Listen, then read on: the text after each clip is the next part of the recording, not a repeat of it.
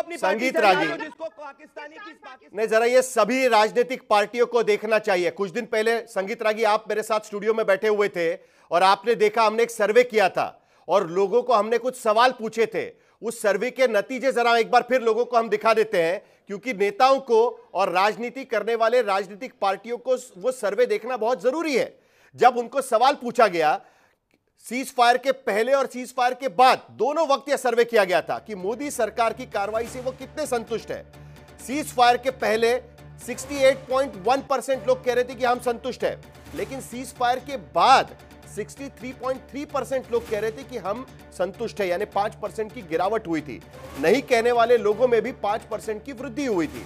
मतलब साफ है कि लोगों को समझ में आता है कि पॉलिटिकल फैसला होने के बाद पॉलिटिकल सरकार के खिलाफ क्या बोलना है।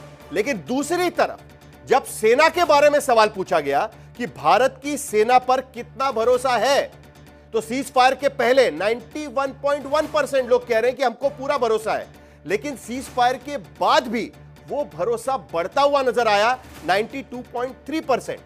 संगीत रागी, यही तो राजनीतिक पार्टियों को समझना चाहिए ना कि भारत में सेना पर लोगों का पूरा भरोसा है। जरा बयानबाजी करते समय सोच समझ के, धर्म, जाति, ये सारे मुद्दे नहीं निकलने चाहिए, राजनीति नहीं होनी चाहिए इसको लेकर, या उनका क्रेडिट लेने की भी कोशिश नहीं होनी चाहिए। संगीत रागी,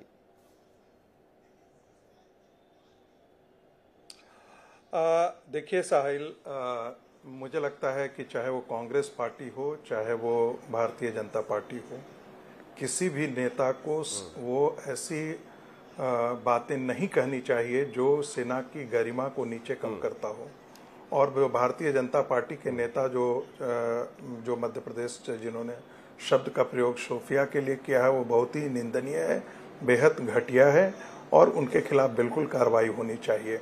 लेकिन वैसे ही कार्रवाई होनी चाहिए थी जब संदीप दीक्षित ने सेना अध्यक्ष को सड़क का गुंडा कहा था, और ऐसी कई टिप्पणियां कांग्रेस पार्टी के नेताओं को ला करके खड़ा किया जा सकता है। भारत माता को डाइन कहने वाले आजम खां को भी समाजवादी पार्टी ने खड़ा किया था। 10 दिन के अवकाश पर इटली से आए अपने मित्रों को, विमान वाहक पोत विराट को इसी राजीव गांधी ने, स्वर्गीय राजीव गांधी जी ने टैक्सी के रूप में इस्तेमाल किया था, और बड़े बड़े सेना के ऑफिसर जो है उनके लिए चाय लेकर के आया करते थे। तो ये भी इंडियन एक्सप्रेस की पूरे अफिएखाकार में वो पूरी रिपोर्ट निकल करके आई है कि किस प्रकार से सेना को और खास करके नेवी को अपमानित करने का काम राजीव गांधी ने किया था, कि अपने इटली से आए हुए ससुराल के लोगों की सेवा तो के लिए विराट को झोंक दिया था लक्षद्वीप में। जो सेना को अपमानित करने वाले लोग हैं उन पर क्या कार्रवाई होनी चाहिए? एक मिनट, नहीं तो अभी क्या कार्रवाई होनी चाहिए और अभी कार्रवाई क्यों नहीं हो रही? आपको क्या लगता है? आप तो जानते हैं, परिवार को जानते हैं आप, आपको क्या लगता है क्यों कार्रवाई नहीं हो रही है? मुझे लगता है मैं देखिए, भारतीय जनता पार्टी के वे नेता जो इस प्रकार की भाषा का प्रयोग कर रहे हैं, वो नरेंद्र मोदी को भी अपमानित कर रहे हैं। न सिर्फ वो भारतीय सेना को भी अपमानित कर रहे हैं, देश को भी अपमानित कर रहे हैं, और अपने नेतृत्व को भी अपमानित कर रहे हैं। इस प्रकार की भाषा का प्रयोग करें, और जो कुछ भी नरेंद्र मोदी के अचीवमेंट है, ऐसी गलीच भाषा का प्रयोग करके उनकी गरिमा को भी वो कम कर रहे हैं। इसलिए जितना बेहतर है कि वो न बोले, वही ज्यादा कारण लगता है आपको? संगीत रागी, एक बात और कहूंगा, नहीं, कार्रवाई पे देरी का कारण क्या लगता है? 12 तारीख को बयान आया, हाईकोर्ट ने 2 बार टिप्पणी की, सुप्रीम कोर्ट ने भी कहा कि इस तरीके का बयान गलत है, उसके बावजूद भी कार्रवाई का इंतजार क्यों हो रहा है? क्यों मध्य प्रदेश के मुख्यमंत्री अभी भी कह रहे हैं कि कोर्ट बोलेगा तभी हम कार्रवाई करेंगे, यानी कोर्ट बोलेगा नहीं कार्रवाई करनी है तो नहीं करेंगे, तब बयान ठीक हो जाएगा? क्यों इंतजार हो रहा है? वो एनालिसिस चाहिए हमको। एक बात बताइए साहिल, मुझे लगता है कि भारतीय जनता पार्टी का नेतृत्व बेहतर इसका विश्लेषण कर सकता है, लेकिन निश्चित तौर पर मुझे लगता है कि राजनीतिक पार्टियों में संस्कृति हो गई है कि उनके नेता यदि कुछ भी बोल दे तो उनके बचाव के लिए। आप राहुल गांधी की गलीच भाषा को क्यों भूल जाते हैं? राहुल गांधी तू तड़ाक, प्रधानमंत्री तू तोड़ेगा, एक सड़क छाप गुंडा भी इस प्रकार की भाषा का प्रयोग नहीं करता है। भारत की राजनीति में राजनीतिक संस्कृति की गिरावट तो सबसे ज्यादा वहां से होती जब प्रधानमंत्री के लिए तू तड़ाक शब्द का प्रयोग किया है। अभी भी जाकर के आप बिहार की जनसभा में आप जरा राहुल गांधी की भाषा को देखिए, तो रही बात कोर्ट के कॉग्निजेंस लेने का, तो जब राहुल गांधी अमेरिका में जाकर के भारत विरोधी बात करते थे तो क्या उस समय कोर्ट को संज्ञान इन चीजों का नहीं लेना चाहिए? जब रॉबर्ट वाड्रा ये आकर के बोल जाते हैं कि जो है वो ये बड़ा दिलचस्प है, गांव में आतंक इसलिए आतंकवादी एक पार्टी का बयान निकाला जाता है तो तुरंत वहां से पुराने दूसरे पार्टी के बयान भी निकलना शुरू हो जाता है। 10 सेकंड जी जी बिल्कुल, मैं तो कह रहा हूं कि ऐसा नहीं होना चाहिए, चाहे वो कांग्रेस पार्टी हो चाहे वो भारतीय जनता पार्टी को हो, लेकिन इस प्रकार की गलीज भाषा का प्रयोग तो सारी पार्टियां कर रही हैं।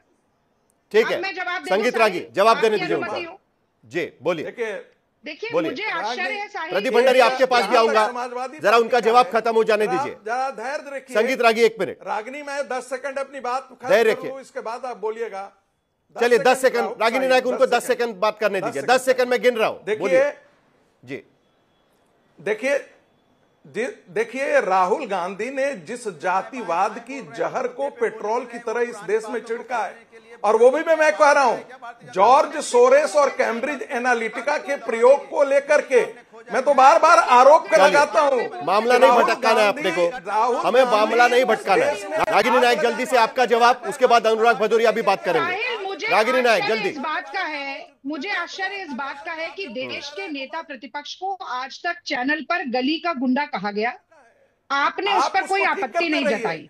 राहुल गांधी इस देश के संवैधानिक पद पर बैठे हुए व्यक्ति हैं। संगीत रागी जी आपने कहा 10 सेकंड में चुप हो गई, प्लीज ऐसा मत करिए। आप प्रोफेसर हैं दिल्ली विश्वविद्यालय में, उसका मैं मान करती हूँ, मत करिए। बोलिए। मुझे इस पर घोर आपत्ति है। मुझे लगता है संगीत रागी जी को माफी मांगनी चाहिए कि उन्होंने देश के नेता प्रतिपक्ष को गली का गुंडा कहा।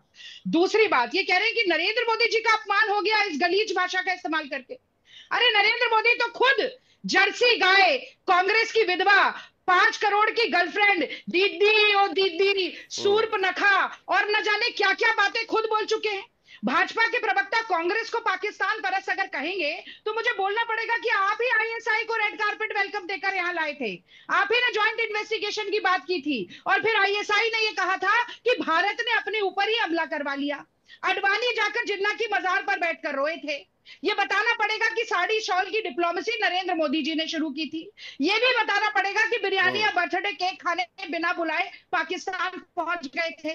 तो आप करें तो जय जयकार, हम ना भी करें तो हाहाकार। ये तो मुझे लगता है कि बहुत ही हास्यास्पद बात है कि आपसे आज जवाब पूछा जा रहा है कि इस्तीफा आप कब लेंगे विजय शाह का और जगदीश देवड़ा का।